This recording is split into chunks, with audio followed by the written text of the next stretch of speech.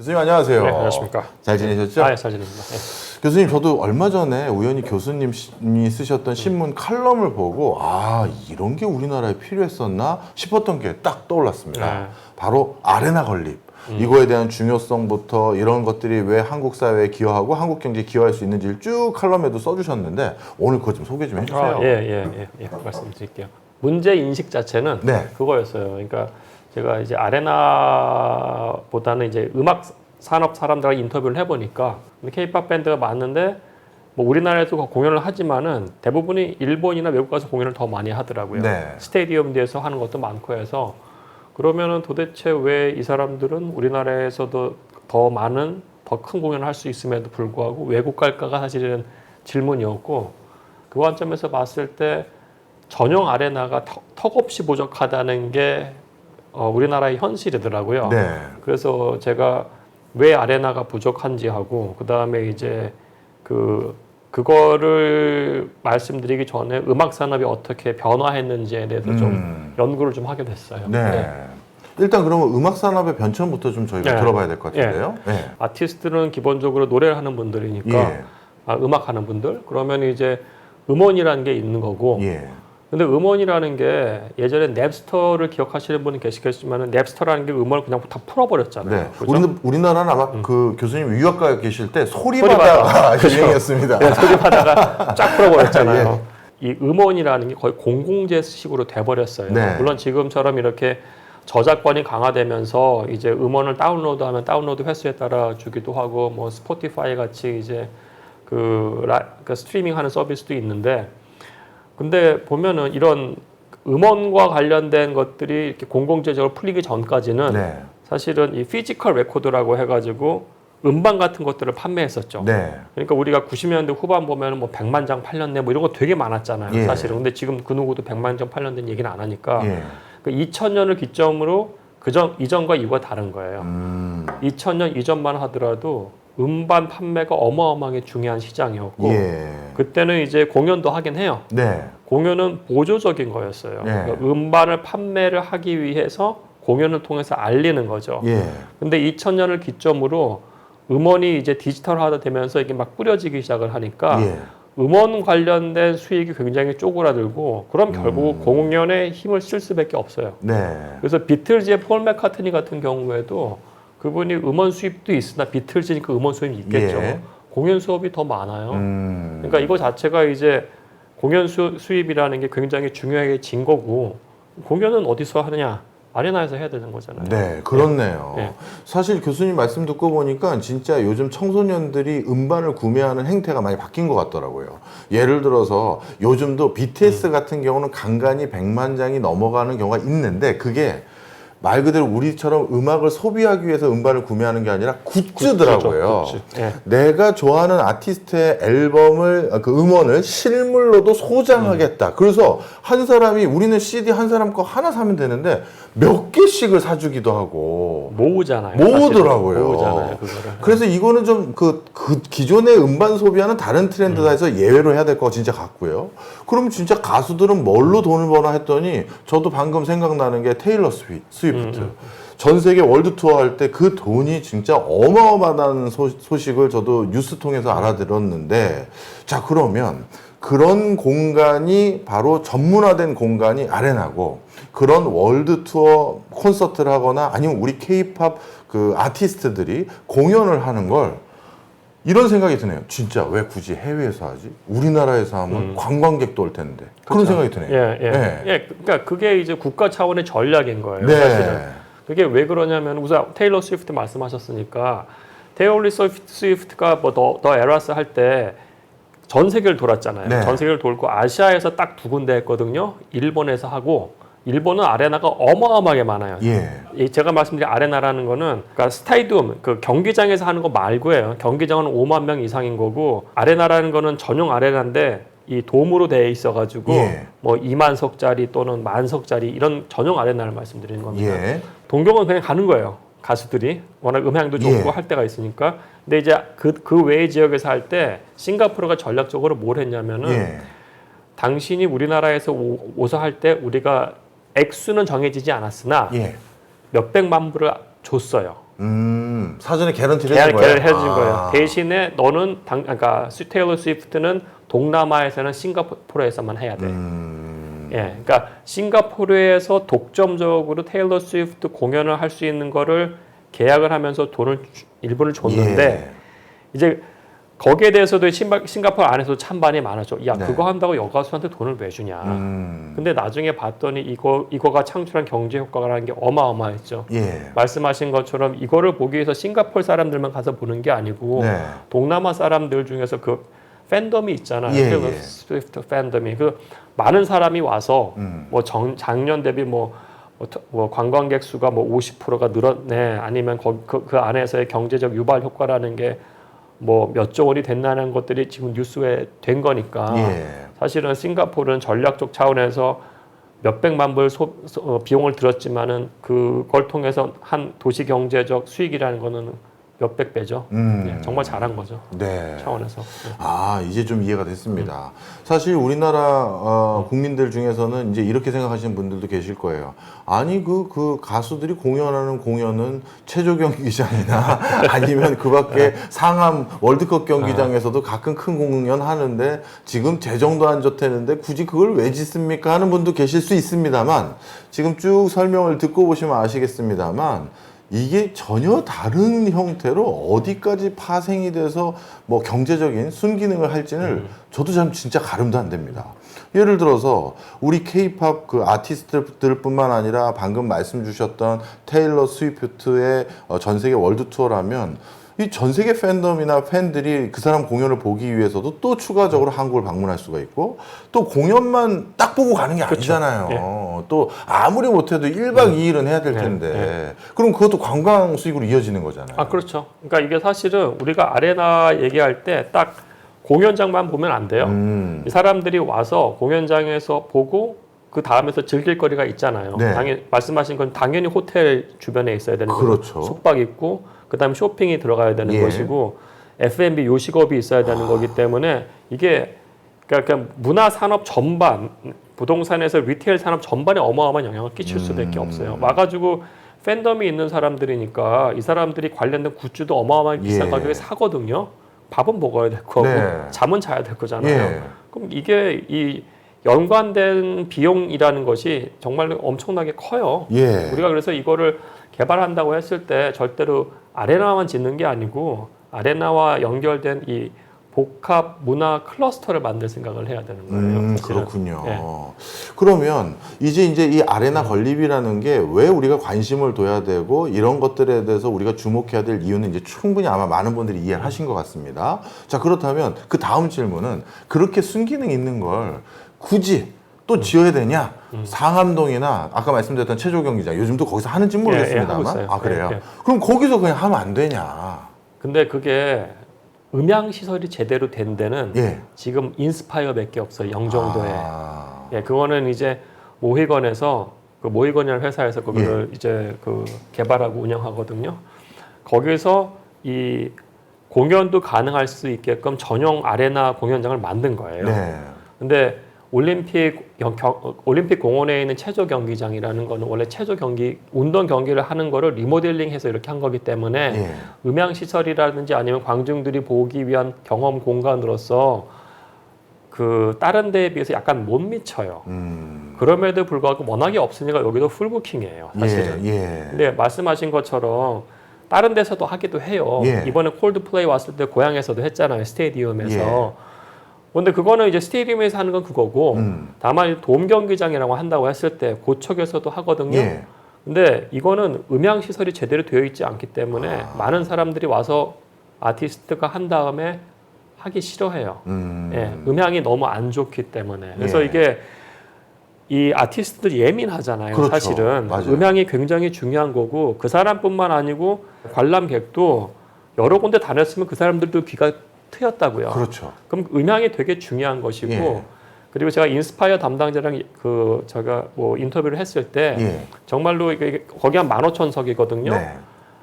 그 중간 정도 있어도 그 싱어가 부르는데 바로 앞에 있는 것 같은 느낌이 든대요. 그러니까 공간 설계라든지 이런 게 완전히 다른 거예요. 그러면은 이런 공간이 뭐 어디서나 해야 되는 게 아니고 관광객들이 오기 때문에 네. 서울 요지에 그게 하나만 있는 게 아니고 같이 복합적으로 클러스터가 돼서 개발이 돼야 되는 거예요. 예. 복합적으로. 아, 이제 이해가 됐습니다. 저야 뭐 가수에 비견할 바는 아니지만 저도 강의하러 여기저기 다니다 보면 음반도 내셨잖아요.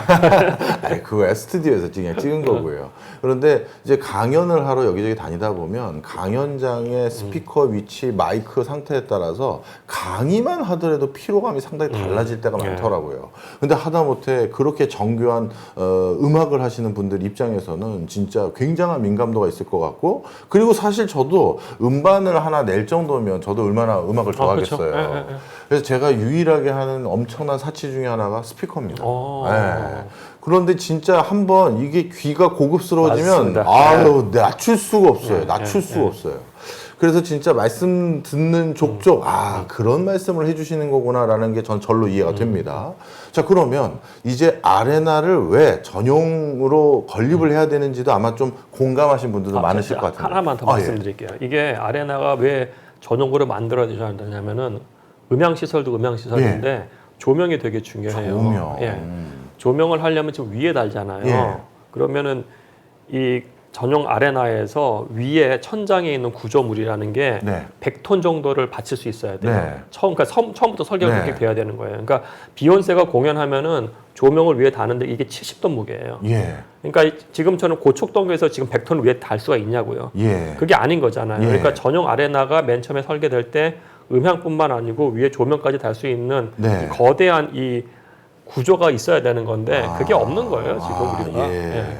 아, 그렇군요. 하긴 일반적인 장비의 하중이 아닐 텐데. 그럼요. 예. 그러니까 진짜 그런 여러 가지. 요즘은 또 이게 일종의 퍼포머들이 또 그런 아레나장을 또 즐기니까 그런 것까지 생각해 보면 조명도 진짜 고려를 해야겠네요. 자, 그러면 아마 많은 분들이 이제 이해하셨을 거예요. 왜 아레나 건립에 대해서 주목해야 된다? 그리고 아레나라는 그것이 꼭 별도의 시설물로 있어야 되는 게 이게 다른 사양을 요구하는 면들이 많다라는 거 이해하셨을 것 같습니다. 그러면 공간적인 것도 이제 여쭤볼 수밖에 없어요. 우리나라는 이게 또 필요한 또 국가의 공공성이기도 하니까 당연히 그런 건 알겠는데 이미 한류 열풍이라고 하는 걸 키워드로 바탕으로 고양시도 무슨 한류 센터인가 뭐 이런 걸 육성하고 있고 또 다른 저 멀리 지방에서도 좀 하는 회사는 지자체도 있더라고요. 근데 지금 안타깝지만 고향의 그 한류 관련한 그 타운을 저도 가봤는데 저 말고는 없었어요.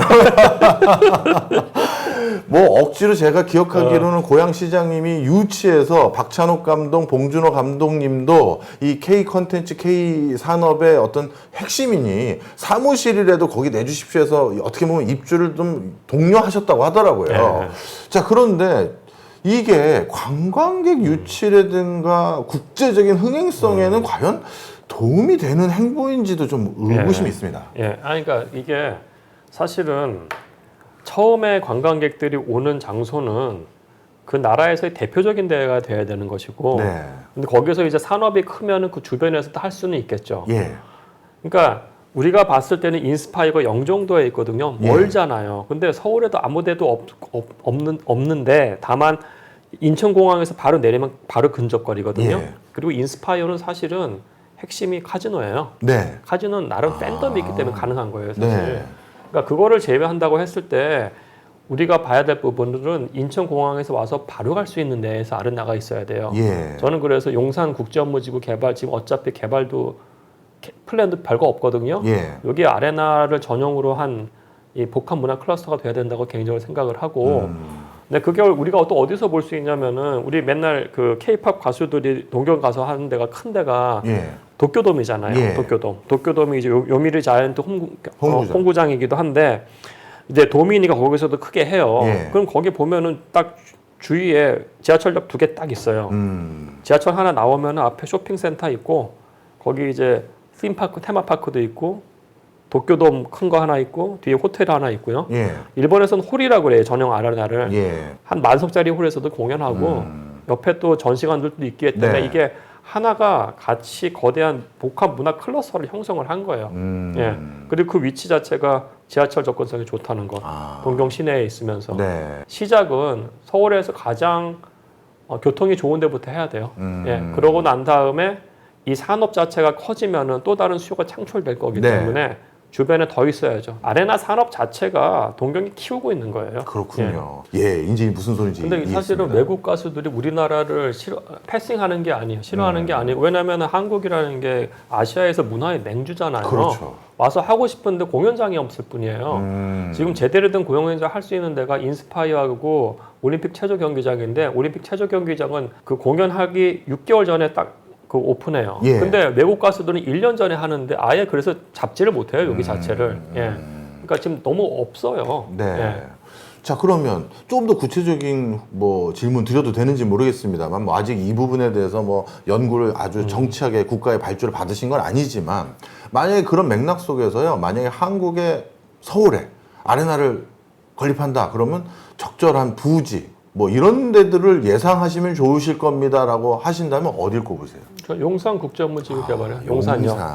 용산역은 인천공항에서 바로 올 수 있고 그렇죠. 우리나라의 딱 센터고 거대한 부지가 있잖아요. 네. 거의 15만 평이에요. 15만 평. 15만 평이기 때문에 그 이 아레나라는 게 사실 아까 말씀드린 것처럼 한 10,000석짜리 아레나도 있을 수가 있고 네.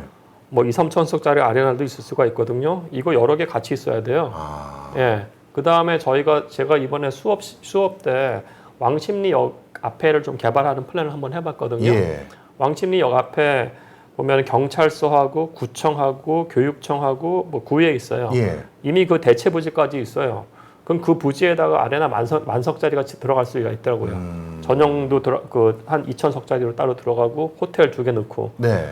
왕십리 앞도 돼요. 아. 제가 봤을 때 왕십리하고 상lem적으로 이 용산국제무지구 개발 거기 한 만에서 15,000평만 그거 해도 제가 봤을 때 우리가 할 수 있는 거 하고 싶은 거 충분히 할 수 있어요. 아, 그렇군요. 생각해 보니까 저는 질문 드리기 전엔 아, 서울에 그럴 땅이 있을까 했는데 꽤 있네요. 꽤 있어요. 꽤 있고 예. 그에 더해서 뭐 이거 약간 나중에 다시 말씀드리면 좋은데 네.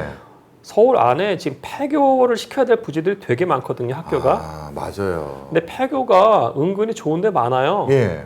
뭐 제가 특정 학교 말씀드리면 죄송한데 신천역 주변에 있는 학교 제가 이제 교육부 일을 좀 해서 아는데 1년에 들어가는 학생이 2, 30명밖에 안 돼요. 2, 30명이요? 예, 2, 30명이고 학교를 안 없애려고 다른 동네에서 애들을 꼬아가지고 학교를 맞춰요 지금. 아, 정말 죄송한데 그런 학교는 폐교를 시키고 이제 그 학생들한테는 이제 버스를 돌리면서 최상의 공공 서비스를 제공한다는 전제하에 네. 신촌에서 바로 가까워요. 초등학교가 좀 크냐고요. 네. 거기 2,000석에서 5,000석짜리 아레나 들어갈 수 있어요. 그렇네요. 예, 우리가 할 수 있는 게 너무 많아요 옵션이 지금. 근데 지금 리더십이 없는 거예요. 예. 그런 5,000석 정도의 아레나라면 어떻게 보면 월드스타가 되기 전 단계인 엔트리 레벨을 약간 벗어나서 팬덤 초창기 형성된 사람들에게 장을 만들어주고 또 홍대의 인디밴드들이나 이런 페스티벌도 거기서 열어주면 문화 전체에 엔트리 레벨부터 저 성숙된 아티스트까지 되는 경로도 만들 수 있고 좋네요. 그렇죠. 그 되게 중요한 포인트신 게 우리가 예. 스테디움 한다고 뭐 5만 석짜리만 보시는 게 아니고요. 그거는 사실 약간 좀 힘든 거예요. 네. 전용 경기장, 그러니까 전용 아레나 2만 석도 사실은 이거를 공연으로 다 채기 힘들어요. 그래서 외국 같은 경우에는 그거를 그 스포츠 팀하고 같이 운영해요. 네. 스포츠 팀이 1년에 한 2분의 1을 깔아주고 나머지를 공연을 하는 형태예요. 그다음 그 밑에 단계가 만석 정도가 되는 게 하나가 있고 네. 3,000석에서 8,000석, 만석이랑 비슷한데 그 네. 규모도 있어야 되고 2,000석도 있어야 되고 그 밑에도 있어야 돼요. 200석짜리, 1,000석짜리도 있어야 돼요. 말씀하신 것처럼 홍대에 있는 밴드들은 그 우리가 지금 아이돌이 아니고 비아이돌도 사실 음악 산업이 중요한 거잖아요. 예. 그 사람들도 공연을 할 수 있는 기회가 주어져야 되거든요. 예. 그래야지 음악 산업 전반이 이제 이 거죠. 활성화되는 거니까 예. 고도화될 수 있고. 그럼 이 사람들을 위한 공연장이 그럼 홍대 주변에 있냐? 두세 개밖에 없어요. 제대로 된 공연장이라는 게. 그러니까 그것도 우리가 만들어줘야 되는 것이고 네. 500억에서 800석도 있어야 되는 거고. 예를 들어가지고 코펜하겐 같은데 베가라는 그러니까 음악 클러스터가 있는데 거기는 200석, 500석, 2,000석짜리 이렇게 모여 있어요. 네. 그거 하면 돼요, 우리. 예, 그런 거 만들어야 돼요, 서울 곳곳에. 예. 말씀을 쭉 듣고 보니까요, 진짜 서울 자체에서도 다시 재활용해야 될 유유부지들도 점점 넘쳐나고 있으니 새로운 사회적 부합성이 높은 것으로 그런 것들을 바꾸는 과정에서 아레나가 충분히 주목받고 또 우리가 주목해야 될 부분이다라는 게 이제 전달이 됐습니다. 자, 그러면요, 이런 생각이 듭니다. 이 아레나를 건립하는 걸 나름대로 충분히 이 시장성도 있어 보이고요. 그런데 또 어떤 면에서는 공공성도 있어 보이는 면도 있습니다. 예. 그럼 이건 건립 주체 주력이 될 때가 민간일까요? 공공일까요?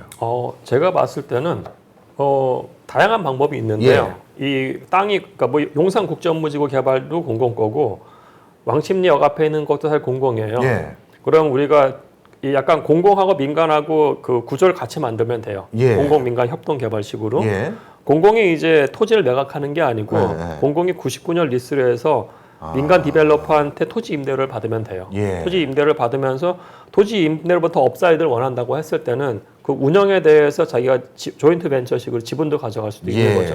그러면 외국계가 사실은 이게 라이브 네이션하고 에이지라는 회사가 거의 양분을 하는데 네. 에이지 회사 같은 경우에는 자기가 그러니까 LA에 있는 크립토닷컴 아레나 같은 경우는 자기들이 건물을 소유하고 거기서 운영을 한 거를 자기들이 먹어요. 예. 근데 다른 데서는 예. 자기들이 개발을 안 하더라도 운영권을 확보한 다음에 그걸 조인트 벤처식으로 나눠주기도 해요. 예. 그러니까 그런 식 모델을 우리가 갈 수도 있는 거예요. 우리가 토지를 낼 테니까 니들이 와서 짓고 거기서 짓는 것만큼 시공비를 니들이 줬으니까 더 많은 포션을 가져가서 우리랑 나눌래? 네. 뭐 이런 것도 되는 거고 네. 대신에 30년 또는 50년 있다가 건물을 우리가 갖는다. 공공고. 예. 뭐 충분히 가능한 스케줄은 있는 거죠. 네. 구조는 여러 가지가 가능해요. 사실 그런 방식의 방법도 우리가 모색할 수 있다면 저는 진짜 아레나를 외자 유치해도 된다고 생각합니다. 그럼요. 왜냐하면 케이팝에 대한 전 세계적인 시장성은 이미 검증이 된 것이고 그렇다면 뭐 소니의 뮤직이든 어디든 간에 이런 것들에 대해서 우리도 투자하고 우리는 오히려 선진 다른 국가에서 다른 나라에서 이런 걸 운영해본 노하우와 경험도 있고 또 뭐 테일러 스위프트라든가 다른 뮤지션들을 확보했기 때문에 조인트도 가능합니다 하면서 훨씬 활성화시킬 수도 있을 것 같다는 생각이 드는데요. 저는 많은 분들이 또 우리나라 분들은 또 우리나라를 대표하는 상징적인 것에 외자 유치 전 싫습니다. 약간 이런 성향도 있으시더라고요. 근데 돈 안 벌게 해주면 누가 그 건물 지어줍니까? 그래서 재정 건전성도 안 좋은데 뭐 이런 만약에 얘기가 우려된다면 교수님 말씀해 주신 것처럼 그 민자에는 외국 자본도 저는 나쁘지 않다라는 생각도 어렴풋이 갖게 됩니다. 저는 이게 우리가 사실은 이 아레나를 운영한다는 게 외국에서 이제 프로모션 업체들이 운영을 한다고 하거든요. 네. 모이건 같은 경우에 지금 영종도에 있는 인스파이어 예. 초기 개발자죠. 그런 회사들도 나름 이 운영과 관련된 노하우들이 있어요. 네. 그럼 거기랑 같이 코어가 해도 되는 것이고 뭐 에이지랑 같이 만들어도 되고 에이지 같은 회사는 사실은 부동산 디벨로퍼랑 다름없어요. 제가 봤을 때는 그 아레나를 개발을 해서 자기들이 운영을 하거든요. 예. 근데 아레나가 어떻게 보면 완전한 블루오션은 아니어서 네. 이게 그 주변에 이제 호텔이라든지 딴 것들 개발을 해가지고 이 가치를 동시에 같이 올려버려요. 예. 그래서 그런 디벨로퍼들, 그러니까 프로모션을 하면서 디벨로퍼들이랑 같이 하는 것도 굉장히 좋은 거고. 네. 왜냐하면 그런 경우에는 말씀하신 것처럼 이미 전 세계 네트워크가 있어서 예. 에이전시들하고 이거를 다 채울 거예요. 이벤트를. 예. 그러면은 초기에 우리가 안정적으로 갈 수 있는 거죠. 그러면서 우리가 그 경험을 습득을 해서 그렇죠. 다른 데서 할 때는 우리도 이제 독자적으로 우리나라가 운영할 수 있는 게 되는 거죠. 네. 그래서 우리가 이걸 다 처음부터 우리가 다 해야 된다는 건 굉장히 리스크예요. 네. 네. 사실 제가 코로나 기간 동안요. 뭐 학교 수업이 그때는 온라인으로만 했잖아요. 예. 집에서 할 일이 없더라고요. 외부 강연들도 뭐 별로 없었고. 그래서 모처럼 뭐 저술 활동도 했고 정부 용역도 하면서 이것저것 하다가 저에게 큰 위안이 됐던 게 뭐였냐면 공연 실황을 DVD로 옛날에 사놓던 걸 보는 거였어요. 근데 그러다 보니까 우연히 알게 된 게 그때 나스닥에서 주가 엄청 뛴 회사가 라이브 스테이션이었어요. 라이브 네이션. 라이브 네이션이 있습니다. 근데 그 회사는 원래 공연장을 소유하고 있고 거기에서 누군가 공연하게끔 하면서 임대료 받는 뭐 이런 것들을 좀 하는 회사였는데 그 회사 망할 줄 알았는데 주가 막 뛰는 거예요. 아니 쟤네 공연장이 지금 다 쉴 텐데 어떻게 된 거지 했더니 증강현실 공연. 사람들이 그 가수와 소통을 하고 싶은데 현장은 못 가고 그러니까 뭐 VR이든 아니면 그냥 화면상에서 공연 실황을 들어갈 수 있는 그 티켓을 판 거예요. 예. 그래서 실제 어디 스튜디오 안에서 그 가수가 뮤지션이 그 공연을 할 건데 나는 내 방이 이제 그 관객석인 거죠. 근데 실제 판매할 때 저도 한 가수를 이제 구매를 했는데 야 이게 특이하더라고요. 진짜 객석을 팔아요. 그러니까 제가 거기 가지도 않았는데 네 모니터가 A열 13석을 원해, 뭐 F열 12석을 원해. 이 두 개 남았어. 이러는 거예요. 이게 뭔 차이가 있어? 내 모니터 앞인데 그 각도로 가수를 보게 되는 거예요. 그러니까 진짜 S석은 카메라를 바로 앞에다가 달아놓은 거고 저는 늦게 거기를 알아서 늦게 신청을 했더니 약간 그냥 일반 A석이 사실 멀리 좀 떨어져 있잖아요. 그러니까 가수는 실제 콘서트장에서 하고 있고 네. 거기서 이제 뷰에 따라서 그 가격 책정을 다시 한 거군요. 예. 그래서 야 이게 뭐야 그냥 그 모니터인데 근데 그게 아니라 다 각도가 다 다른 거예요. 그러고 딱 하나 아쉬운 건 거기 제가 그걸 영문으로 다 안 읽었죠. 이건 제 잘못이긴 한데 너 이 공연 들을 때 우리가 이 음향과 이거를 진짜 고사양을 해놨으니까 좋은 헤드폰이나 이런 걸로 들어야 된다 써 있었는데 제가 그걸 놓친 거예요. 그냥 모니터에 붙은 스피커로 제가 바보짓 한 거죠. 그래서 하여튼 진짜 그걸 봤더니 밑에 댓글이 이제 나오거든요. 댓글 보니까 사람들이 야 이거 진짜 공연 실황과 음질이 똑같아요. 그때부터 제가 부랴부랴 세팅하려니까 지금 좀 늦었고 그래서 저는 어쩔 수 없이 그냥 봤지만 실제 그래서 어떤 생각도 드냐 하면 우린 또 IT 강국이니까요. 이 아레나에서 했던 여러 공연들을 또 잘해서 아카이브화하면 그렇죠. 또 지속적인 수익도 생기겠네요. 네, 하여튼 다양한 생각이 듭니다. 그러니까 사실은 아까 말씀드린 건 라이브 네이션하고 에이지가 이제 전 세계에서 거의 독과점이에요. 그러니까 라이브 네이션이 한 60에서 70, 에이지가 한 30 정도 하는 데인데 예. 라이브 네이션은 이 모회사가 어디냐면 티켓마스터예요. 그러니까 얘네들은 전략 자체가 약간 플랫폼 기업이 되니까 아마 그게 됐던 것 같아요. 제가 아까 말씀하신 분 잘 모르겠습니다만은 그리고 이 친구들이 주로 그 비즈니스의 목적이라는 걸 보니까 규모의 경제에서 티켓을 무조건 많이 팔아야 되는 거예요. 근데 에이지는 부동산 디벨로퍼적인 성격이 있기 때문에 공연을 꽉꽉하게 채워야 돼요. 그래서 에이지는 사실은 그 LA 같은 경우에는 그 LA 레이커스하고 하키팀을 소유하고 있어요. 얘네가. 그래서 그 LA 그 크립토닷컴에서 이 자기들이 이 공연 아레나가 있잖아요. 아레나만 하는 게 아니고 그 안에서 NBA 게임, 하키 경기를 하니까 이걸로 한 3분의 1을 깔고 나머지 3분의 1 정도가 음악이에요. 그러니까 이 둘이서 약간 전략은 달라요. 그렇군요. 비즈니스 모델이 좀 차이가 있군요. 알겠습니다. 이것도 아마 이제 이런 아레나라는 하드웨어 생기면 또 다양한 아이디어 들고 와서 저는 이런 식으로 비즈니스 해보겠습니다라는 회사들도 아마 우주순처럼 생길 것 같고 또 그 밑에 그 기획사라고 해야 되나요? 뭐 이런 데들도 많이 또 참고를 할 것 같습니다. 요즘 국가가 점점 저성장 기조로 돌아서면서 뭔가 새로운 활로를 모색해야 될 시점이긴 합니다. 그런 과정에서 제조 말고도 우리가 다양한 먹거리가 좀 필요하지 않을까라는 목소리가 많이 지고 있는데요. 저는 정말 이번에 교수님이 제안하고 계신 이 아레나는 한번 제대로 구현 한번 돼봤으면 하는 바람이 있습니다. 저도. 교수님도 좀 계속 좀 원동력이 돼주세요. 예. 저도 알리는데 일조해 보도록 하겠습니다. 자, 오늘 김경민 교수님하고 모처럼 아주 신기반기한 얘기 했는데요. 많은 분들 관심 좀 가져주셨으면 하는 바람입니다. 고맙습니다. 감사합니다.